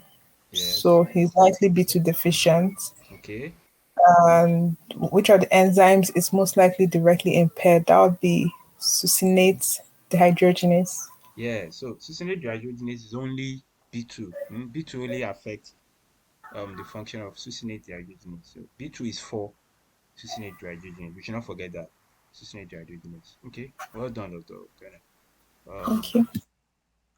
Mr. Babali, sorry, with the previous question about the vegan diet, did you say that the deficiencies are B2, B12, calcium, iron, vitamin D?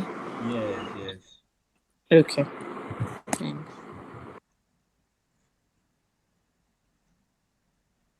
Okay. Dr. Precious. Dr. Precious.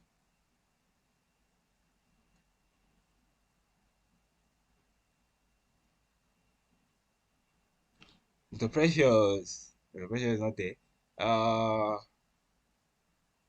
Dr. Dr. Abisola. Dr. Abisola.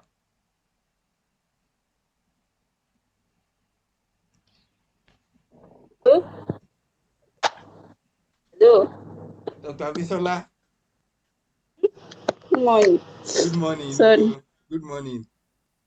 What is the second time? Good It's so morning.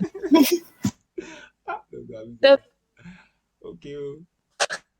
is brought to the office due to gait instability and periodic skin rash for the past several weeks. His mother reported that he has also been irritable and had loose stool during this time. Patient's childhood development has been unremarkable, except for several episodes of similar skin rash that resolve spontaneously. Examination showed scaly erythematous skin lesion in sun-exposed areas and cerebellar ataxia. Laboratory evaluation shows increased levels of neural amino acids in the urine. This patient's symptoms would most likely respond to which of the following supplements. So this boy has pellagra and is going to respond to niacin. Okay. Yeah. So thank you for that quick. So what are the clinicals for pellagra here? Okay, the dermatitis, diarrhea, maybe the irritability, then an increased level of neural amino acid. In the urine. Okay. So maybe this guy has okay, we cannot say heart-nop. This is not likely to be heart-nop. So because in laptop you cannot, or is heart-nop? We can say this is heart-nop, yes. For it to be in the urine. For it It's to be in half the now. urine. Yeah, exactly. So this is heart-nop. So person cannot reabsorb the neutral amino acid, which includes tryptophan, and tryptophan is important for formation of niacin. So and we know the triad of niacin, pellagra. So there is diarrhea, there's dementia, and there's dermatitis. So you have this that castle necklace, that broad collar necklace rash. You have the rash within the neck commonly, but you can have it in other areas, especially the sun exposed areas of the body. So the dermatitis, the diarrhea, and of course you expect neurologic problems too, like dementia or some people talk about hallucination, but here they are giving us gait instability. Okay, so and ataxia, so it's a neurologic problem. So this is likely to be niacin deficiency. So if it's this ACNOP, what is the mechanism of treatment, Dr. Abisola? What do you do? What will you do for this patient? So what are you going to do? What will you offer?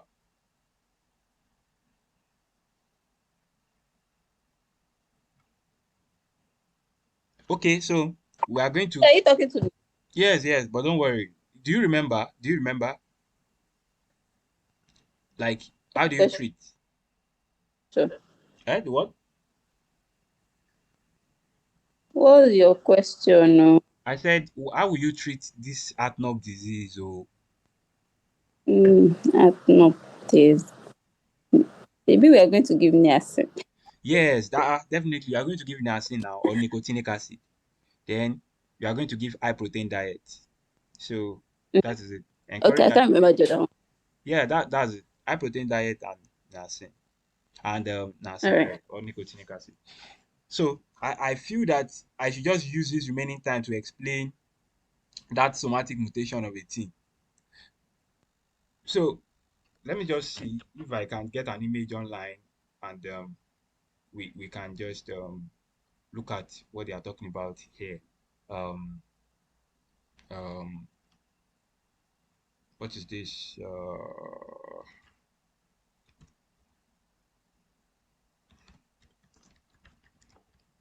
Gonia.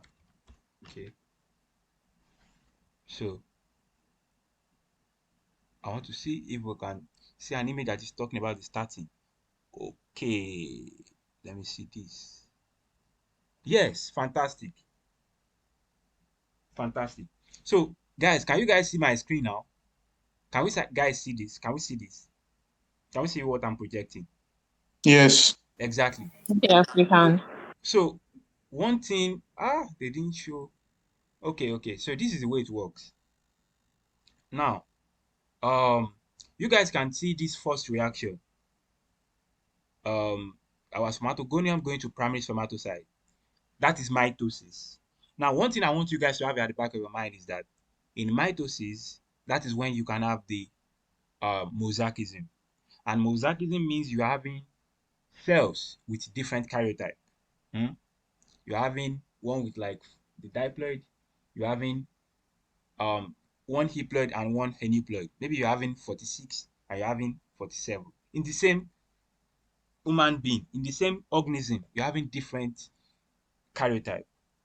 So that means that we are saying that we are looking at the colony of the gonads, and we are seeing some sperm cells that are having 46, and we are seeing some that are having 47, we are seeing some that are having 45, different karyotype.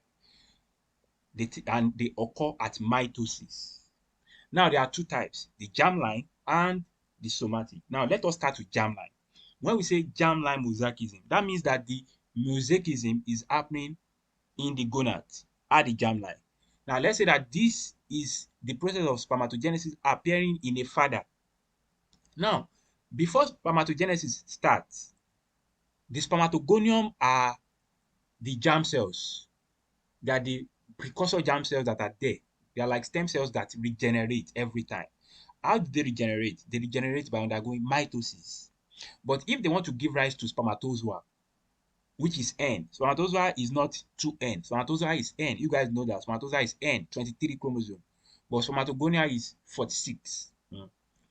If they want to move from spermatogonia to sperm, it has to go through your mitosis 2, your meiosis, then your meiosis 2, meiosis 1, meiosis 2. Then it will eventually form the spermatozoa. Before it begins that meiosis, it undergoes mitosis first. Now we are looking at problem at this mitosis. When we say 2N, that means it contains 2 times 23, 46. You guys can see that after it pass through the process of mitosis, it forms two hen each. That's just the typical mitosis thing. You duplicate yourself. That is it. You form one cell with 46, another cell with 46. One cell with 46, another cell with 46. Now, if there's a problem with this mitosis, and you are not having equal separation of those chromosomes, you're having one with 45, you're having another one with 47. Now, you guys know that there are so many spermatogonium. Other spermatogonium will be dividing ideally. Some will be going to 46 the way they should go to 46, 46. Then the 46 will now start going through the meiosis 1, meiosis 2. But we are not looking at meiotic non-disjunction. So we are not concerned with the meiotic process. We are only looking at the mitosis. So let's say that this particular spermatogonium, this particular one, went through an erratic mitotic division and is dividing into 45 and 47. Now, that 47 in particular now passes through the meiosis phase. At the end of the day, you end up with producing a spermatid with 23 and 24 by the end of the division. Do you guys agree with me on that? If you go through the phase, at the end of the day, the 47 will go to 23 and 24. Now, the father is already exhibiting germline mosaicism, because if you do the biopsy of all those cells in the sperm, in the gonad, in the testes, you see some sperm cells that will be having 23, stuff, and you'll be seeing some sperm that will be 24. That 24 one is abnormal.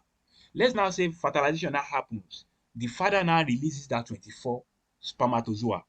This 24 spermatozoa now meet with 23 ovum from a mother. They will form a cell that will have 47 karyotype, right? Which is trisomy. Do we get it up to that level? Yes.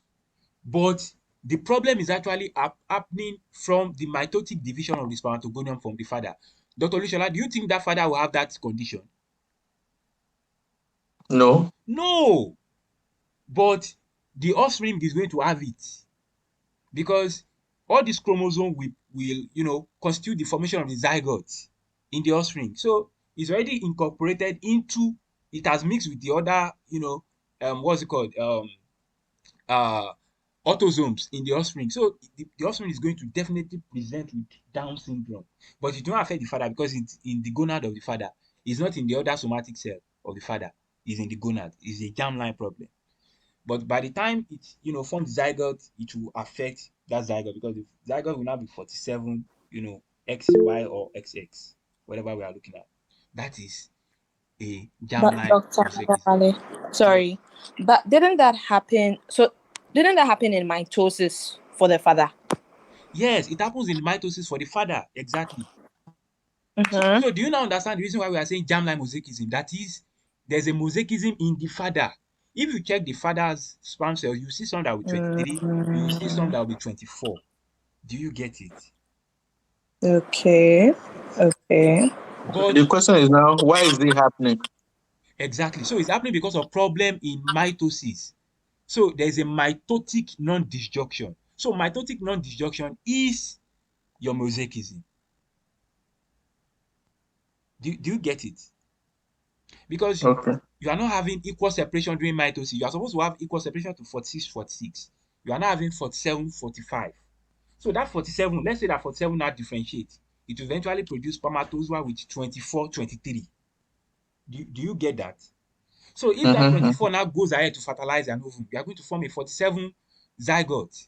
Problem starts in that zygote. Problem will start in that zygote. The concept of somatic mosaicism is now that, okay, everything is going fine normal in this spermatogenesis. They will produce 23 spermatozoa, 23 hen spermatozoa, that's fine. It will now meet with 23 hen ovum, that's fine. They will now produce a zygote with 46 true hen, that is fine. But when the cells of that zygote now start proliferating during mitosis, because the somatic cells of the zygote will undergo mitosis, they don't undergo meiosis. Meiosis is only a process that happens in the germ cells. Meiosis only happens in the gonads. It doesn't happen in the somatic cells. What are the somatic cells that we are saying? Cells of the head, the kidneys, the brain, anything that is apart from the gonads. You don't undergo meiosis, they undergo mitosis. So let's say that the cells of the head are now dividing. They contain 46 chromosomes. They are now dividing. Instead of them dividing into two 46 chromosome cell, they are now going into 145, 147. So that means that it is only that particular cell that will exhibit that problem. Okay. So we call that a somatic mosaicism. It happens in that offspring himself or herself, and it is confined to some particular cells. So that means that if I take cells of the bone marrow, if they don't undergo that mosaicism, I might not see it. I'll just see normal 46. But if I check that of the head, that are undergoing that mitotic problem, you see some that will be 47 there. So you can know that this is likely to be a post-zygotic or a somatic mosaicism. I think it's clearer now. Yeah, clearer. Yeah. So in the So McCune Albright, you have a somatic mosaicism. Fantastic. You have the somatic mosaicism. Yes, in McCune Albright. So some cells are particularly affected. The cells that makes up the PTH, the thyroid hormone, the kidneys, what other ones now? The skin. Some endocrine glands. So that's why they can have endocrine manifestation like precocious puberty. They can have anyone. They can have Cushing, depending on the endocrine organ that's affected. So the kidneys too might not respond to PTH very well. The skin too, they will undergoing the mosaicism, they will not respond to that G protein couple receptor, blah blah, the GS stuff. So you'll be having those port wine stain. What do we call that stain again? Coast of Maine. Cafe au lait, unilateral cafe au lait. Unilateral cafe au lait. You check their bone. The bone too is having that mutation. They have this polyostosis, fibrous, problems with the bone too. Yeah. So that's the way it works. That's the way we don't actually know the reason why they happen, but that is the mechanism. We cannot mention the inciting, problem for it. It just happens. So yeah. So guys, I think that is mosaicism. Once you are seeing them painting different karyotype in a particular organism, you know that is mosaicism. So the next thing for you to now identify, so what is the type? Is it germline? Is it somatic? Is it germline? Is it somatic? So that is it.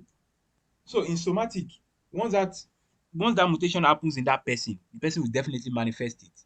But in germline mutation, if the mutated germ cell doesn't get involved in fertilization, you will not produce that offspring. That is why they say that if you see that the stuff is not in the father or something, and the child is seen having it, it's likely to be a germline. There's a way it was written in first aid. Let's look at it. Let's if the child is having it too, can't it be somatic too? Yeah, but in somatic, because in somatic, once it happens in somatic, it will manifest. But it can happen in the father for germline, and it will not manifest in other sibling. Do you get it?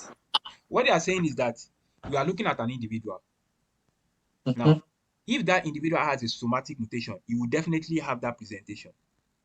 But if it's a germline mutation, we are looking at the father. We are not looking at the product. Now, it will happen in other siblings. Exactly. So it can happen and it may not happen depending on the chance of the chance. getting involved. So let's look at it. Mutation only happens in the egg or the sperm.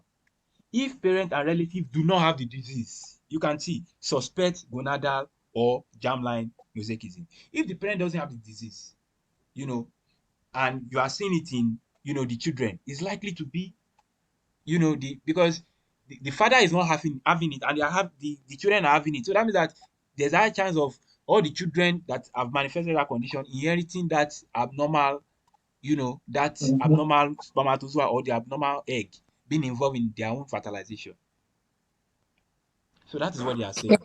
But I get what Dr. Odishola is saying, because also with the somatic, if we said it's post-zygotic, meaning that if the individual acquires that mutation after fertilization and there's a manifestation.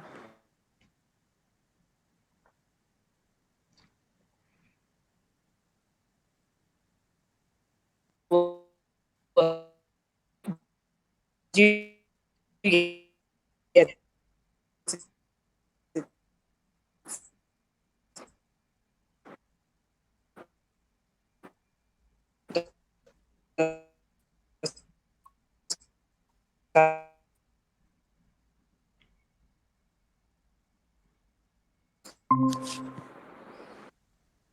I guess we've lost them. Yeah, I think so. Because I feel that, I was even thinking that maybe it's the other way around. Like, if it is a germline, then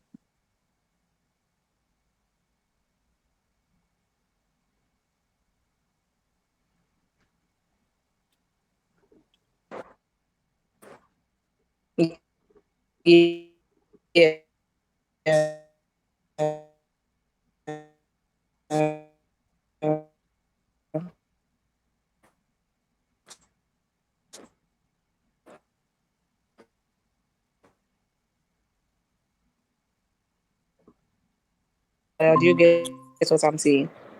okay. So I don't know if Dr. Fansua, because meiosis is constant. Yeah, Dr. Precious. and please, why did you say Marcon-Albert syndrome is germline mosaicism?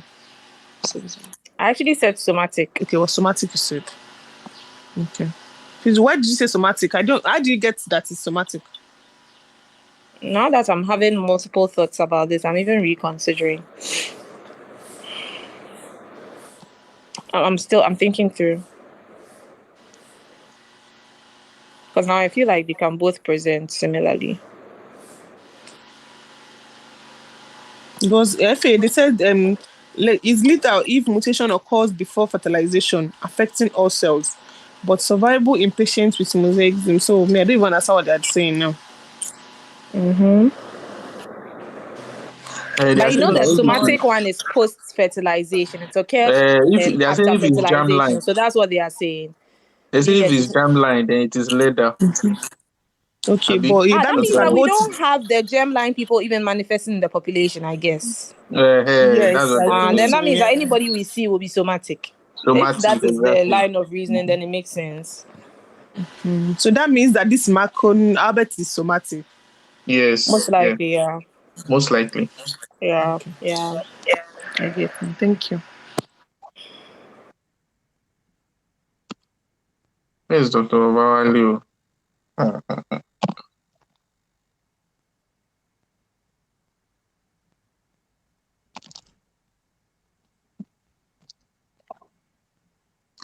He may be speaking like that guys, because I'm very sorry. I had some calls. That was why. I'm very sorry, guys. Okay. Yeah, so what were we saying?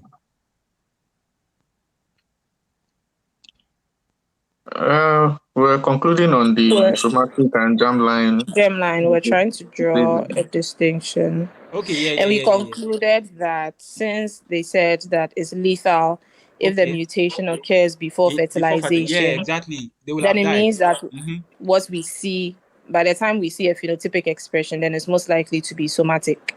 Yeah. Is that it? Yeah, that is it. That is it, guys. So, guys, this is 30 minutes beyond, So, I'm happy that we get the concept of germline and what's it called now? Now it now looks so simple now that I say, what is this? What we? I was not getting. You get. I swear.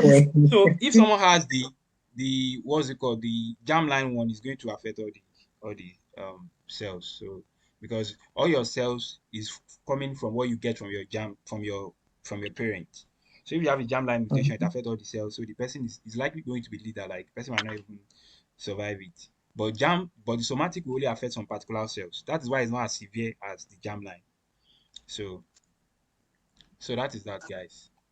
So guys, we'll call it a day from here, and maybe we'll meet on Wednesday. So